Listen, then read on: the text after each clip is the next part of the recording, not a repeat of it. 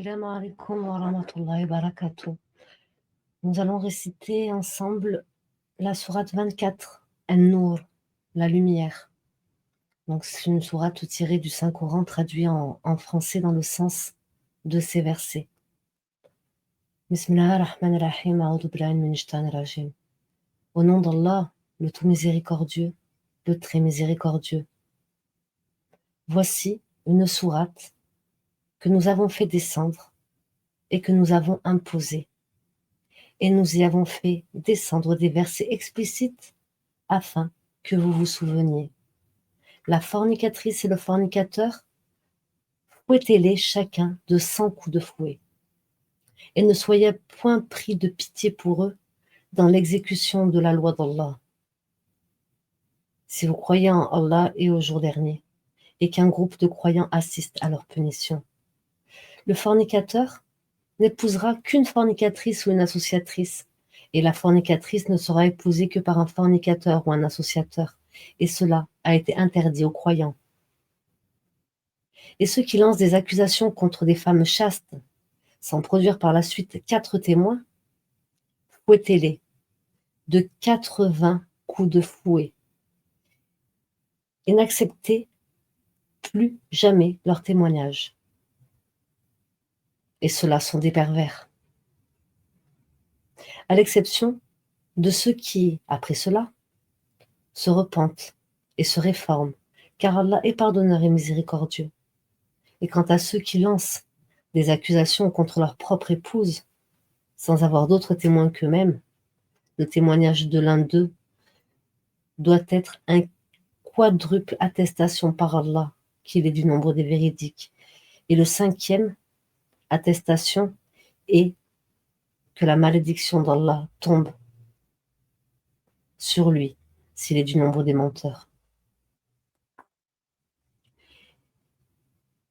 Et on ne lui infligera pas le châtiment de la lapidation si elle atteste 4 fois par Allah qu'il est certainement du nombre des menteurs.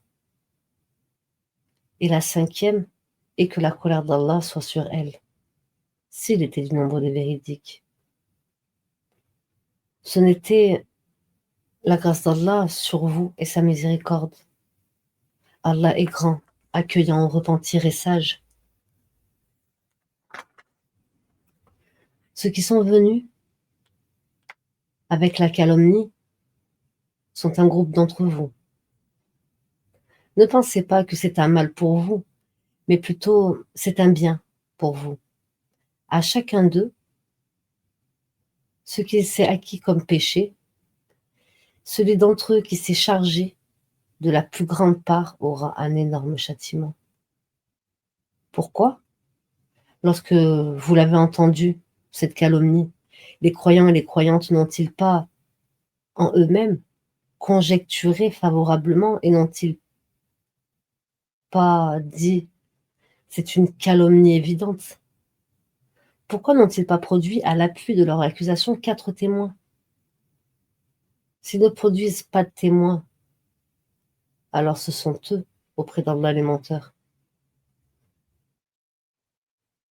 Nous, c'était la grâce d'Allah sur vous et sa miséricorde ici-bas, comme dans l'au-delà, un énorme châtiment.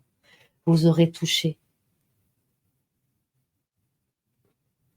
pour cette calomnie dans laquelle vous vous êtes lancé. Quand vous colportiez la nouvelle avec vos langues et disiez de vos bouches ce dont vous n'aviez aucun savoir, et vous le comptiez comme insignifiant, alors qu'auprès d'Allah cela est énorme. Et pourquoi? Lorsque vous l'entendiez, ne disiez-vous pas « Nous ne devons pas en parler. Gloire à toi, ô Allah, c'est une énorme calomnie. » Allah vous exhorte à ne plus jamais revenir à une chose pareille si vous êtes croyant. Allah vous expose clairement les versets et Allah est omniscient et sage. Ceux qui aiment que la turpitude se propage parmi les croyants auront un châtiment douloureux ici-bas comme dans l'au-delà. Allah sait, et vous ne savez pas. Et n'eût été la grâce d'Allah sur vous et sa miséricorde, et n'eût été qu'Allah est compatissant et miséricordieux. Ô vous qui avez cru, ne suivez pas les diables, ne suivez pas les pas du diable. Quiconque suit les pas du diable, sachez que celui-ci ordonne la turpitude et le blâmable. Et n'eût été la grâce d'Allah envers vous et sa miséricorde, nul d'entre vous n'aurait jamais été pur. Mais Allah purifie qui il veut et Allah est audient et omniscient.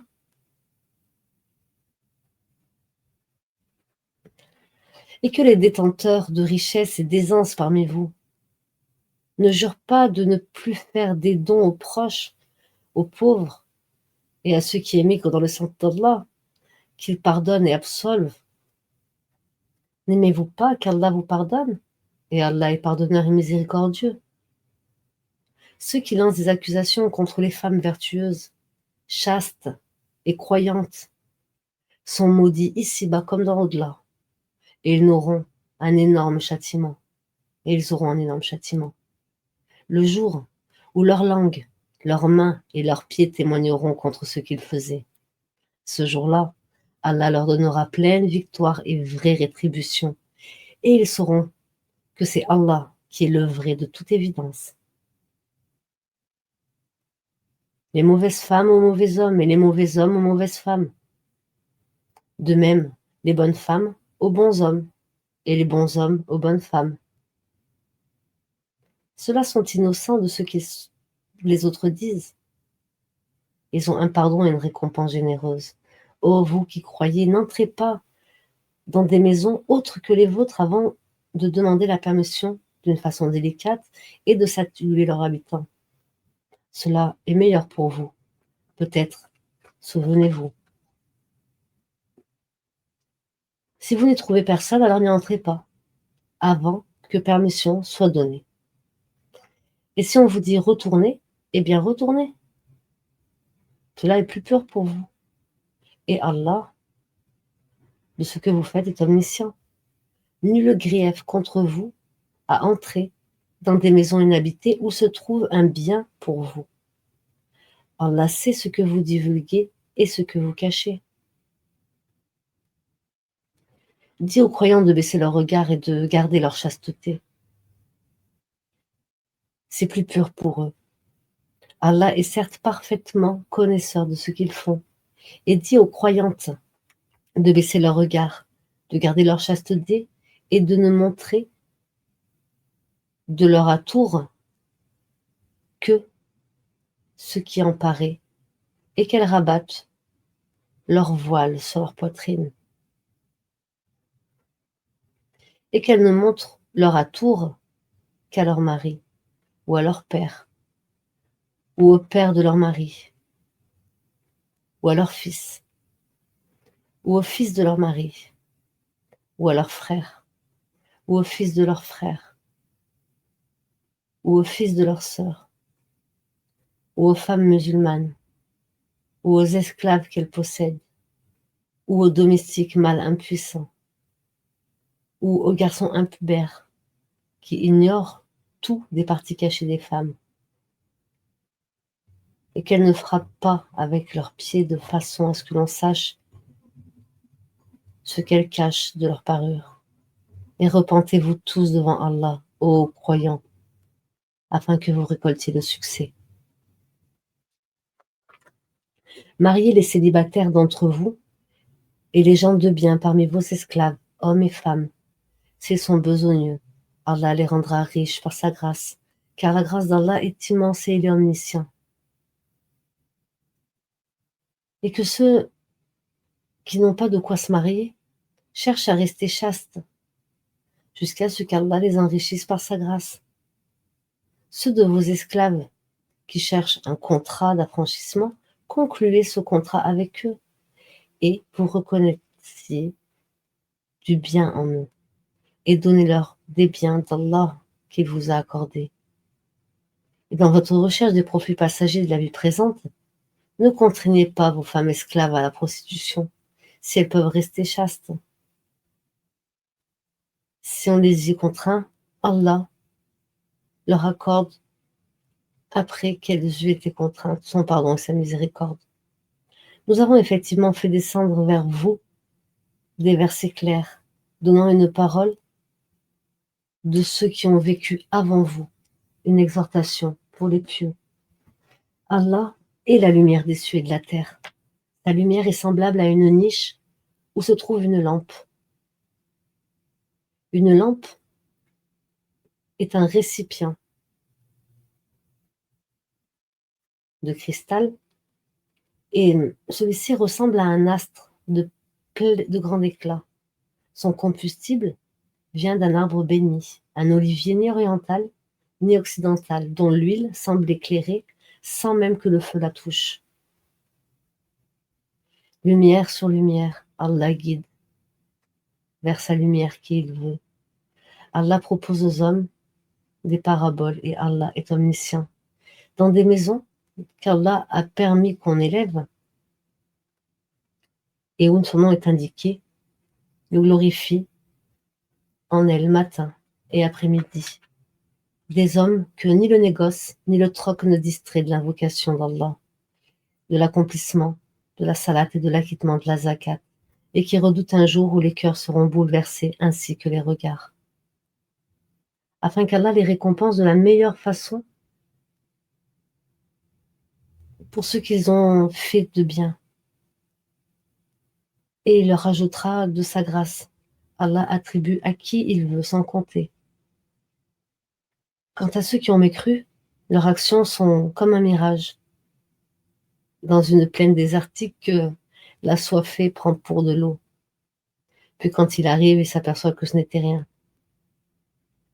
Mais s'y trouve Allah, qui lui règne son compte en entier, et Allah est prompt à compter. Les actions des mécréants sont encore semblables à des ténèbres sur la mer profonde. Des vagues la recouvrent, au-dessus desquelles s'élèvent d'autres vagues, sur lesquelles il y a d'épais nuages. Ténèbres entassées, les unes aux autres, les unes au-dessus des autres. Quand quelqu'un étend la main, il ne distingue presque pas. C'est parce que Allah prive la lumière. Parce que ceux qu'Allah prive de lumière n'a aucune lumière. N'as-tu pas vu qu'Allah est glorifié par ceux qui sont dans les cieux et la terre, ainsi que par les oiseaux déployant leurs ailes? Chacun, certes, a appris sa façon de l'adorer et de le glorifier. Allah sait parfaitement ce qu'ils font. C'est à Allah qu'appartiennent la royauté des cieux et de la terre, et vers Allah vous serez tous ramenés, et vers Allah sera ce retour final. N'as-tu pas vu qu'Allah pousse les nuages, ensuite il les réunit, et il en fait un amas, et tu vois la pluie sortir de son sein, et il fait descendre du ciel de la grêle provenant des nuages comparables à des montagnes. Il en frappe qui il veut et l'écarte de ceux qu'il veut. Peu s'en faut que l'éclat de son éclair ne ravise la vue. Allah fait alterner la nuit et le jour. Il y a là un sujet de réflexion pour ceux qui ont des yeux. Et Allah a créé d'eau tout animal.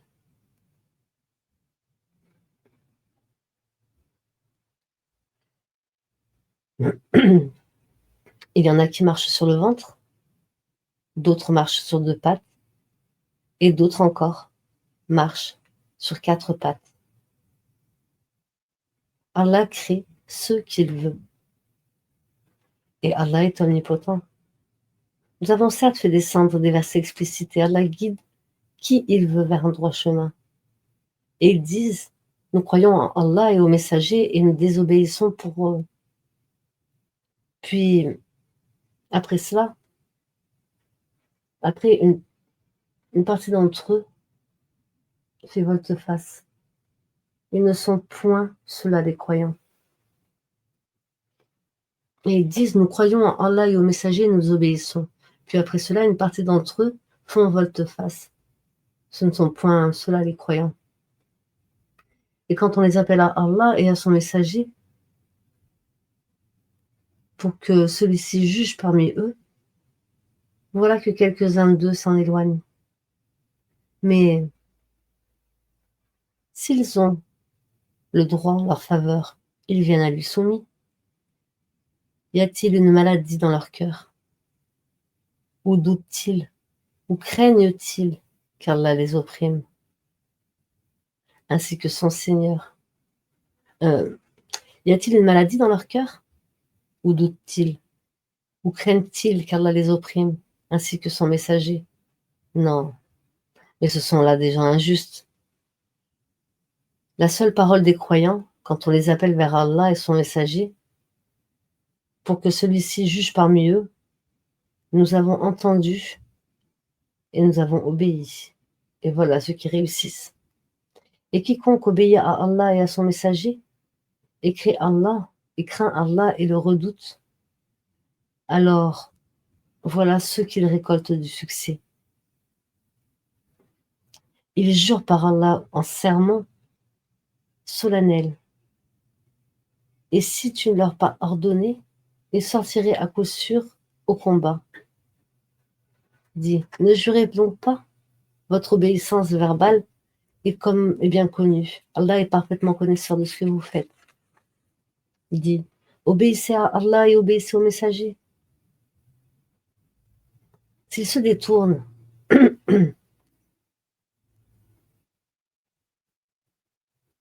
il n'est alors responsable que de ce dont ils ont émergé. Et vous assurez et vous assumez ce dont vous êtes chargé et vous lui obéissez. Vous êtes bien guidé et n'incombez au messager que de transmettre explicitement le message.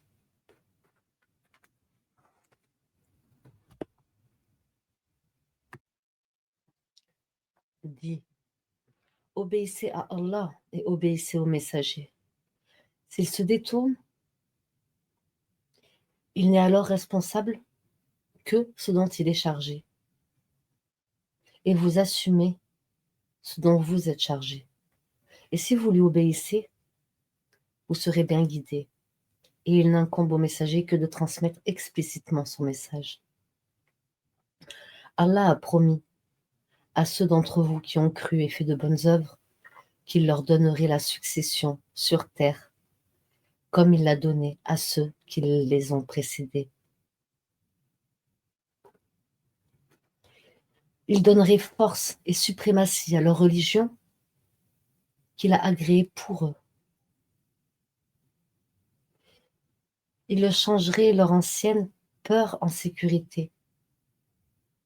Ils m'adorent et ne m'associent rien. Et ceux qui m'écroient par la suite, ce sont ceux-là les pervers. Accomplissez la salate, acquittez la zakat et obéissez au messager afin que vous ayez la miséricorde. Ne pense point que ceux qui ne croient pas puissent s'opposer à l'autorité d'Allah sur terre. Le feu sera leur refuge. Quelle mauvaise destination! Ô vous qui avez cru, que les esclaves que vous possédez vous demandent permission avant d'entrer, ainsi que ceux des vôtres qui n'ont pas encore atteint la puberté, à 3 moments, avant la salate de l'aube, à midi, et quand vous enlevez vos vêtements après, ainsi qu'après la salate de la nuit. 3 occasions de vous dévêtir. En dehors de ces moments, nul reproche, ni à vous, ni à eux d'aller et venir les uns chez les autres. C'est ainsi qu'Allah vous expose clairement ces versets et Allah est omniscient et sage. Et quand les enfants parmi vous atteignent la puberté, qu'ils demandent permission avant d'entrer, comme font leurs aînés. C'est ainsi qu'Allah vous expose clairement ces versets et Allah est omniscient et sage. Et quant aux femmes atteintes par la ménopause, qui n'espèrent plus le mariage, nul reproche à elles d'enlever leurs vêtements de sortie, sans cependant exhiber leurs atours. Et si elles cherchent la chasteté, c'est mieux pour elles. Allah est audient et omniscient. Il n'y a pas d'empêchement à l'aveugle, aux boiteux, aux malades, ainsi qu'à vous-même, de manger dans vos maisons, ou dans les maisons de vos pères, ou dans celles de vos mères, ou de vos frères, ou de vos sœurs, ou de vos oncles paternels, ou de vos tantes paternelles, ou de vos oncles maternels, ou de vos tantes maternelles, ou dans celles dont vous possédez les clés, ou chez vos amis. Nul empêchement à vous non plus de manger ensemble ou séparément. Quand donc vous entrez dans les maisons, adressez-vous mutuellement des salutations venant d'Allah béni et agréable. C'est ainsi qu'Allah vous expose ces versets afin que vous compreniez. Les vrais croyants sont ceux qui croient en Allah et en son messager et qui, lorsqu'ils sont en compagnie pour une affaire d'intérêt général, ne s'en vont pas avant de lui avoir demandé la permission. Ceux qui te demandent cette permission sont ceux qui croient en Allah et en son messager. Si donc ils te demandent la permission pour une affaire personnelle, donne-la à qui tu veux d'entre eux et implore le pardon d'Allah pour eux, car Allah est pardonneur et miséricordieux. Ne considérez pas l'appel du messager comme un appel que vous vous adressez les uns aux autres. Ne considérez pas l'appel du messager comme un appel que vous adresseriez les uns aux autres. Allah connaît certes ceux des vôtres qui s'en vont secrètement en s'entrecachant. Que ceux donc qui s'opposent à son commandement prennent garde qu'une épreuve ne les atteigne, ou que ne les atteigne un châtiment douloureux. C'est à Allah vraiment qu'appartient tout ce qui est dans les cieux et sur la terre. Il sait parfaitement l'état dans lequel vous êtes, et le jour où les hommes seront ramenés vers lui, il les informera alors de ce qu'ils œuvraient, et Allah est omniscient.